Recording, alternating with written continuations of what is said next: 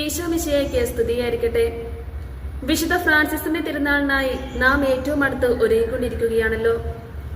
ഇന്ന് നാം ചിന്തിക്കാൻ പോകുന്ന വിഷയം ക്രൂശിതന്റെ വിശ്വസ്തമിത്രമായ വിശുദ്ധ ഫ്രാൻസിസിനെ കുറിച്ചാണ്.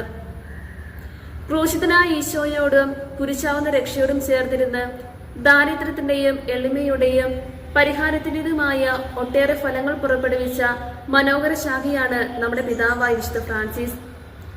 വിശുദ്ധ ഫ്രാൻസിസിനെ കുറിച്ച് 13-ാം ലയോ മാർപ്പാപ്പ പറയുന്നത് ഇപ്രകാരമാണ്: ക്രിസ്തുവിന്റെ കുരിശിന്റെ ഭോഷത്വം ഫ്രാൻസിസ് കണ്ടുപിടിച്ചു.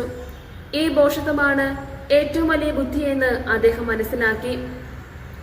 ഈശോയുടെ സ്നേഹത്തിന്റെ മുറിവുകൾ വിശുദ്ധ ഫ്രാൻസിസിന്റെ മാംസത്തിന്റെ മുറിവായി തരുന്നത് വിശുദ്ധ കുരിശിന്റെ തിരുനാൾ ദിനമാണ്.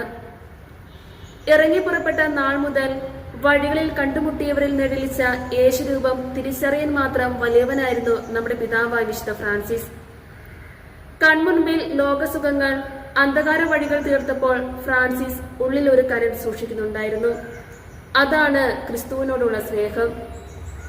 ക്രിസ്തുവിനെ ചിന്തയിലും വാക്കിലും പ്രവൃത്തിയിലും സദാ സംവഹിച്ച വിശുദ്ധ ഫ്രാൻസിസിന്റെ ആധ്യാത്മികത 3 സീകളിൽ നമുക്ക് സംഗ്രഹിക്കാം. Creep, cross, സിബോറിയം. ക്രിസ്തുവായിരുന്നു വിശുദ്ധ ഫ്രാൻസിസിന്റെ സ്പന്ദനം.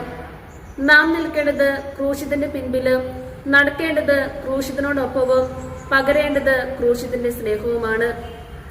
ഇത് ഓർമ്മയിൽ സൂക്ഷിക്കുമ്പോൾ ജീവിതം വിലപ്പെട്ടവന്റെ പാദത്തിൽ അർപ്പിച്ച വിലയേറിയ മുത്തായി മാറുന്നു. ക്രിസ്തുവിനോട് ചേർന്നുള്ള ക്രിസ്തുവിന്റെ സ്നേഹം അനുഭവിച്ചുകൊണ്ടുള്ള ഒരു ജീവിതത്തിലേക്കാണ് ഈശോ നമ്മെ വിളിക്കുന്നത്. വിളിച്ചവനോട് വിളിപ്പാടകലെ നിന്ന് മറുപടി പറയാൻ, അതിനപ്പുറം പോകാതിരിക്കാൻ നാം ശ്രദ്ധിക്കണം. കലപ്പയെ കൈവച്ച് പിന്തിരിഞ്ഞു നോക്കാത്തവനെ പോലെയും പാദവക്കത്തെ പൂക്കളെ കണ്ട് ലക്ഷ്യം മറന്നു പോകാത്തവനെ പോലെയും ആകുമ്പോഴാണ് വിശുദ്ധ ഫ്രാൻസിസിന്റെ വഴികളിൽ നാം എത്തിച്ചേരുക.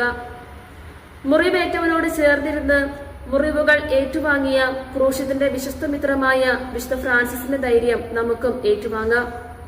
ഒരിക്കൽ കൂടി ആഗതമാകുന്ന വിശുദ്ധ ഫ്രാൻസിസിന്റെ തിരുനാളിന്റെ മംഗളങ്ങൾ ഏറെ സ്നേഹത്തോടെ നേർന്നുകൊണ്ട് ഞാൻ നിർത്തുന്നു.